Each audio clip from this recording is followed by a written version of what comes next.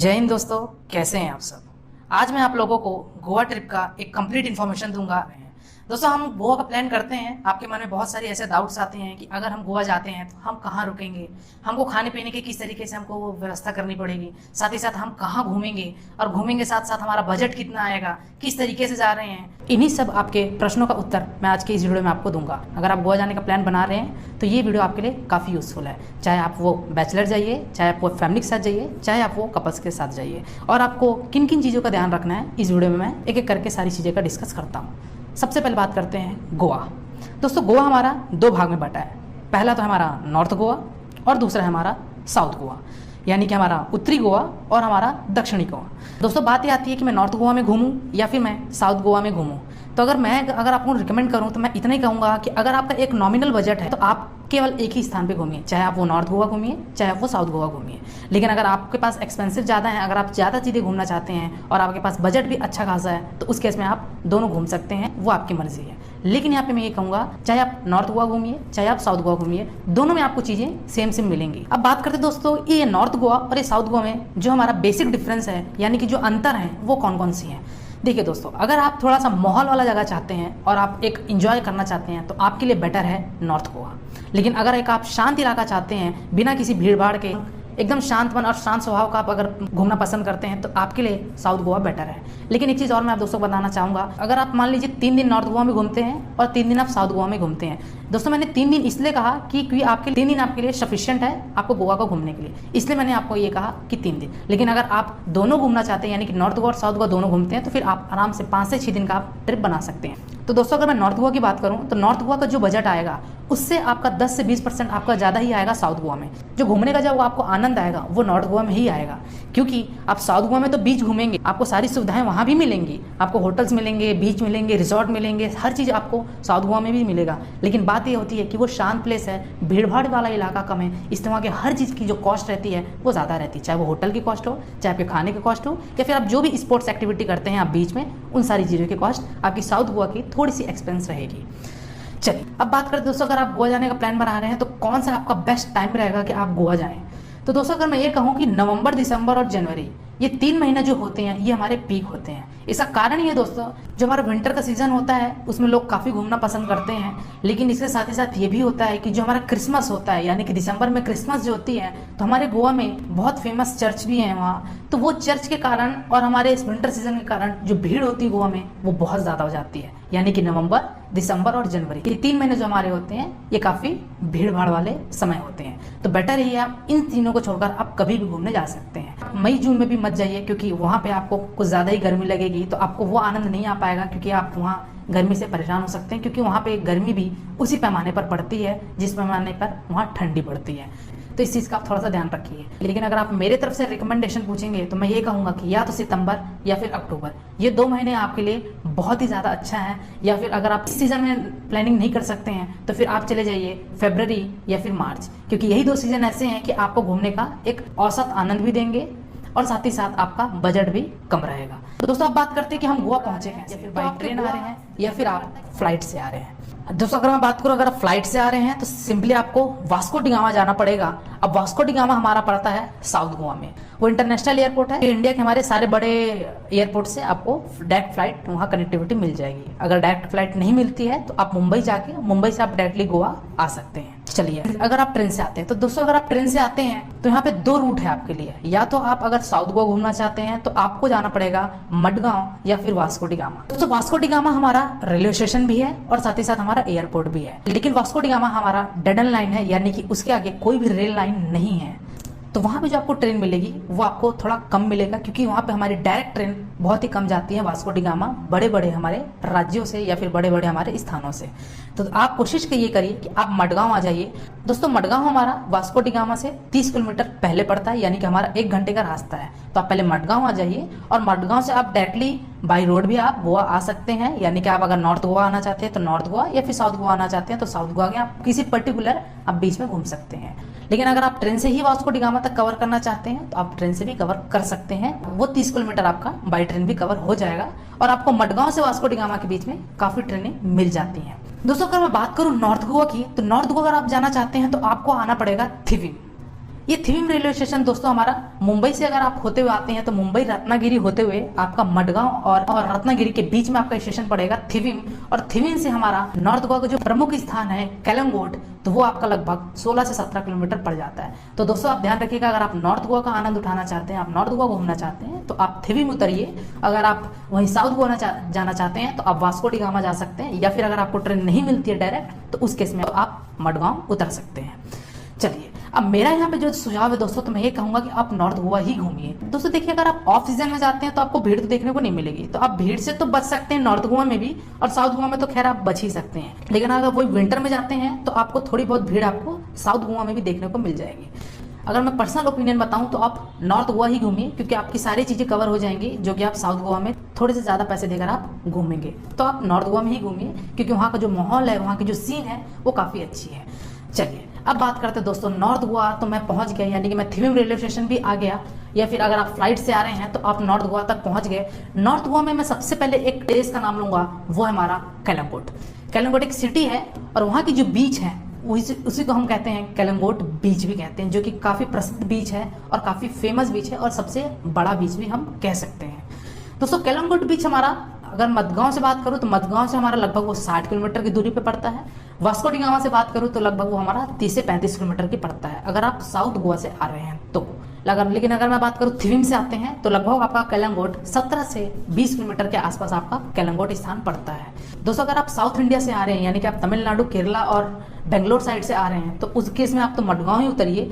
लेकिन अगर आप नॉर्थ साइड से आ रहे हैं, यानी कि आप महाराष्ट्र, दिल्ली, मुंबई, छत्तीसगढ़, मध्य प्रदेश से आ रहे हैं, तो उस केस में आप थिविम उतरिए, जो कि है हमारा नॉर्थ गोवा में।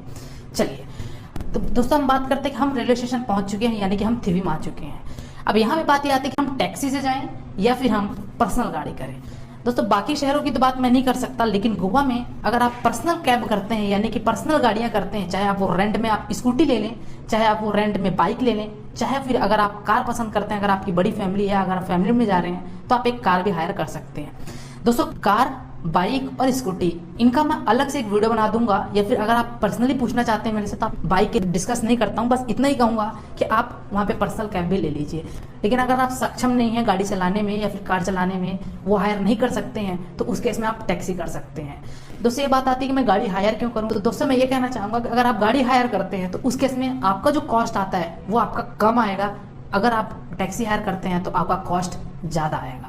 तो बेटर यही है कि आप गाड़ी हायर कर लीजिए। गाड़ी कैसे हायर करनी है इसका मैं आपको पर्सनल एक अलग से वीडियो बना के दे दूंगा। लेकिन अगर आप मेरे से पर्सनली पूछना चाहते हैं तो अगर आप स्कूटी हायर किए हैं तो स्कूटी का भी लगभग आपका एक दिन का जो किराया है वो लगभग 350 रुपए है। और स्कूटी की जो टाइमिंग होती है, जो यानी कि जो भी वहाँ हमारे एजेंट्स होते हैं उनका जो टाइमिंग रहता है वो शाम के 6 बजे से अगले शाम के 6 बजे तक, यानी वो उनका जो टाइम स्लॉट होता है 24 घंटे का, वो इवनिंग 6 PM से हमारे अगले दिन इवनिंग 6 PM का ये टाइम स्लॉट चलता है। तो इस हिसाब से वो एक दिन का आपका चार्ज करते हैं। 350 रुपए भी होते हैं। अगर आप बुलेट में जाते हैं तो आपको 700 से 800 रुपए भी देना पड़ जाएगा। लेकिन अगर आप स्कूटी लेना चाहते हैं, एक्टिवा, जुपिटर, इस तरीके की गाड़ी, तो आपको वो 300 से 350 रुपए के आसपास वो आपको मिल जाएंगे। अब यहाँ पे क्वेश्चन ये भी आ रहा होगा दोस्तों कि मैं गाड़ी लूंगा कैसे। तो अगर आप थिविम रेलवे स्टेशन के बाहर जाते हैं या फिर अगर आप फ्लाइट से आते हैं तो आप एयरपोर्ट के बाहर आएंगे तो आपको बहुत सारे ब्रोकर वहां मिलेंगे और ये कहेंगे आप गाड़ी हायर करना चाहते हैं, चलिए मैं आपको गाड़ी दे दूंगा। तो आप उनसे भी कर सकते हैं, उनसे आप भरोसा कर सकते हैं, क्योंकि वो एक नॉमिनल ही प्राइस बताएंगे, कुछ ज्यादा रेट नहीं बताएंगे, जो कि हर जगह का हर एजेंट का रेट वही है कि 300 से 350 में आपका एक दिन का गाड़ी का किराया आपको देना ही पड़ेगा। तो आप स्टेशन से बाहर निकलना दूर, वो पहले ही आपके पास आ जाएंगे वो ब्रोकर, आपको गाड़ी हायर करनी है, आप गाड़ी लेना चाहते हैं, चलिए मैं गाड़ी दिलाता हूँ, तो आप उनके साथ जा सकते हैं, वो आपको गाड़ी दिला देंगे। बस आपके पास एक प्रॉपर ड्राइविंग लाइसेंस होनी चाहिए जो भी गाड़ी ड्राइव करेगा, और डबल सीटी अलाउ है, ट्रिप से आप नहीं कर सकते हैं, इस चीज़ का जरूर ध्यान रखिएगा। अदरवाइज आप काफ़ी पेनल्टी के शिकार हो सकते हैं, क्योंकि गोवा में इस चीज़ का बहुत ही ज़्यादा स्ट्रिक्ट है। चलिए दोस्तों हम बात करते हैं कलंगोट में अब रुकने की व्यवस्था। दोस्तों कलंगोट में 1000 से 1500 के नीचे आपको होटल नहीं मिलेगा। अगर आप एक नॉमिनल रेंज में जाते हैं तो 1000 से 1500 के होटल आप ले सकते हैं, वो एसी ही मिलेगी। अगर आप नॉन एसी में जाएंगे तो नॉन एसी आपको मिल तो जाएगी, बट उसकी थोड़ी सी जो एमिनिटीज हैं वो थोड़ी सी खराब हो सकती हैं, उसके जो हमारी सुविधाएं हैं वो खराब हो सकती हैं। लेकिन आपका फिर भी 700 से 800 होटल जाएगा ही, इसके नीचे आपको रेट पूरे गोवा में कहीं भी देखने नहीं मिलेगा किसी भी होटल का। तो अगर आप एसी रूम लेना चाहते हैं तो आप 1000 से 1500 वाले एसी रूम ही आप प्रेफर करिए, काफी अच्छा रूम रहेगा। तो दोस्तों आप होटल में, आप कलिंगोट में कहीं भी चले जाइए, अगर आप ऑनलाइन बुकिंग करते हैं तो जरूर ध्यान रखिए, सारी आप फैसिलिटीज पढ़ लीजिए कि वहाँ होटल में हमको किस किस तरीके से फैसिलिटी दे रही हैं। तो ऑनलाइन आप बुकिंग कर सकते हैं, या नहीं तो आप वहाँ जाके भी, कलिंगोट है हमारा, उस बीच के आसपास ही आप आधा किलोमीटर के दायरे में ही आप कहीं रूम लीजिए, तो वो आपके लिए बेनिफिट रहेगा कि आप कभी भी बीच जाके आप अपना इंजॉय कर सकते हैं। दोस्तों अगर मैं बात करूं होटल के खाने पीने की, तो आप ऑनलाइन बुकिंग करते समय आपको एक ऑप्शन आता है कि आप ऑनलाइन होटल बुक करने के साथ ही आप होटल से ही खाना मंगाइए। तो आप वो चीज़ मत करिए। मैं इसका कारण ये बोल रहा हूँ कि होटल वाले एक फिक्स टाइम स्लॉट में आपको खाना देंगे। अब वो कह देंगे रात का डिनर 8 से 10 बजे के बीच में ही दूंगा। अगर मान लीजिए आप उस 8 से 10 के बीच में आप कहीं अपना घूम फिर रहे हैं, तो वो चीज़ आपका मिस हो जाएगा। इसलिए बेटर ये है कि आप होटल में अगर आप रुक रहे हैं तो सिर्फ और सिर्फ एकोमोडेशन का आप पैसा दीजिए, और आप खाने पीने का जो अपना है वो आप बाहर होटल में ले लीजिए। खाने पीने का खर्चा, तो दोस्तों अगर आप थाली सिस्टम लेते हैं तो आपको 150 रुपए के आसपास आपको खाने का खर्चा मिलेगा। 150 रुपए काफ़ी ज़्यादा है, खाने पीने के आपके कॉस्ट कम नहीं होगी। ये मैं तब बता रहा हूँ जब अगर आप एक ऑफ सीजन में जाते हैं, यानी कि सितंबर अक्टूबर, या फिर आप गर्मी के सीजन में जाते हैं, उस केस का मैं ये रेट बता रहा हूँ। यही अगर आप विंटर में जाएंगे तो यही आपका 150 रुपए थाली, आपका डायरेक्टली 300 रुपए होटल ले रहे हैं, वो होटल का किराया भी आपका 3000 से 4000 रुपए हो जाएगा। इसलिए मैं आपको ये कह रहा था कि अगर आपका एक नॉमिनल बजट है तो आप विंटर सीजन को अवॉइड करिए। तो खाने पीने की व्यवस्था हो चुकी है, हम खाने पीने का भी जुगाड़ कर सकते हैं। खाने पीने के होटल्स आपको काफ़ी हैं। पहले हमारे थोड़ी प्रॉब्लम होती थी दोस्तों वेज खाने के लिए, लेकिन आज के डेट पे आपको वेज नॉन वेज दोनों आपको अलग अलग होटल, सेपरेट होटल भी मिल जाएंगे। तो आप खाने का आपको किसी प्रकार का कोई दिक्कत नहीं होगा। दोस्तों अब बात करते हैं घूमने का, कलिंगोट बीच। दोस्तों अगर आप कलिंगोट बीच जाएंगे तो आपको वहाँ स्पोर्ट्स एक्टिविटीज भी आप वाटर कर सकते हैं, जैसे कि मोटर राइडिंग हो गई, पैराग्लाइडिंग हो गई। तो इन सब का कॉस्ट एक अलग कॉस्ट आता है, लेकिन आनंद उठा सकते हैं। दोस्तों हमारा बीच कलिंगोट काफी साफ सुथरा है और काफी माहौल भी रहता है, तो काफी अच्छा रहता है। हमारे इंडियंस फॉरेनर्स दोनों के लिए बीच होती हैं। तो हमारे जो फॉरेनर्स होते हैं ज्यादा गहराई तक मत जाइए, क्योंकि गहराई में जाने से काफी कुछ दुर्घटना हो सकती है। तो बेटर करिए आप आराम से आनंद लीजिए अपने। अगर आप फैमिली के साथ जा रहे हैं, चाहे आप कपल्स जा रहे हो, चाहे आप वो अपने बैचमेट्स के साथ पूरे बैचलर जा रहे हो, तो आपको गोवा बीच का आराम से आप पूरी तरीके से आनंद उठाइए। दोस्तों बात करते हैं दूसरे बीच की, यानी कि एक हमारा बीच आता है बाघा बीच। तो कलिंगोट से बाघा बीच की जो दूरी जो है हमारी लगभग 1.5 से 2 किलोमीटर की है। दोस्तों बाघा बीच में हमारा जो बीच का जो पानी है हल्का वो ब्लू कलर का है, तो आप वहां भी जाके फोटो शूट करवा सकते हैं, आप वहाँ पे एक्टिविटीज कर सकते हैं।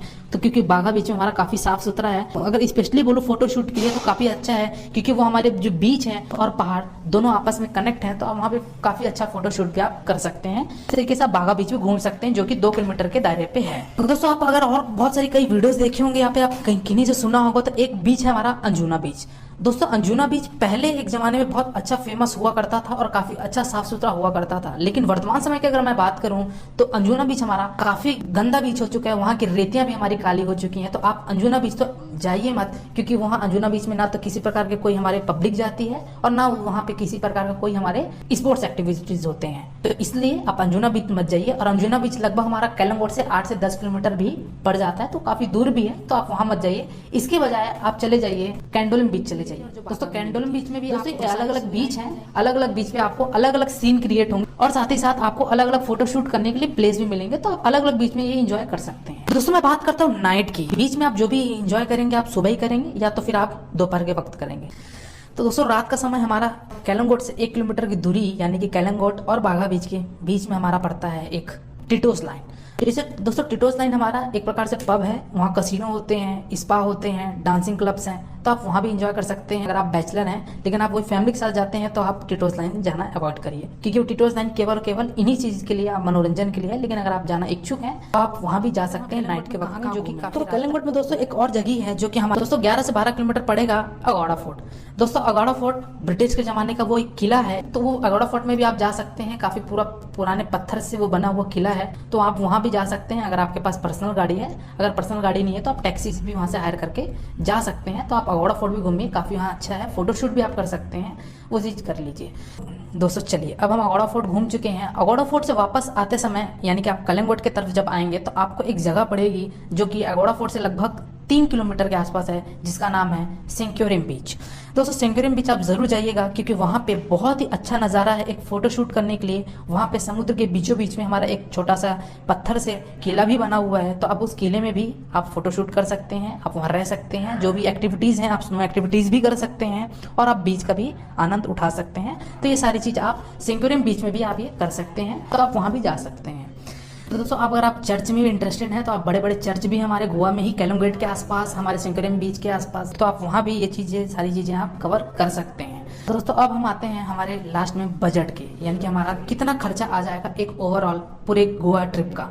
तो दोस्तों अगर आपने इस गोवा ट्रिप की जो मैं आपको कॉस्ट बताने जा रहा हूँ, ये बिना किसी तरीके का शॉपिंग का, बिना किसी आपके एक्सटर्नल एक्टिविटीज़ के, यानी कि जो स्पोर्ट्स एक्टिविटीज़ करेंगे वाटर में, मोटर राइडिंग, पैराग्लाइडिंग, इनको हटा के, और साथ ही साथ अगर आप किसी तरीके का कोई आप स्मोक करते हैं, ड्रिंक करते हैं, तो इन सारे को कॉस्ट हटा के अगर एक नॉमिनल रेंज बताऊँ, एक एवरेज बजट बताऊँ, वो आपका ओवरऑल गाड़ी का खर्चा, रूम का खर्चा, खाने पीने का खर्चा पर व्यक्ति पर हेड आपका वो लगभग 3 से 4 हज़ार ही कॉस्ट आएगा। लेकिन अगर आप कोई शॉपिंग करते हैं, आप इस स्पोर्ट्स एक्टिविटीज़ करते हैं, अगर आप कोई ड्रिंक करते हैं, आप टिटोज लाइन में जाते हैं, तो आप वहाँ जाकर पैसा देते हैं, तो उस केस में आपका बजट जाहिर सी बात है बढ़ जाएगा।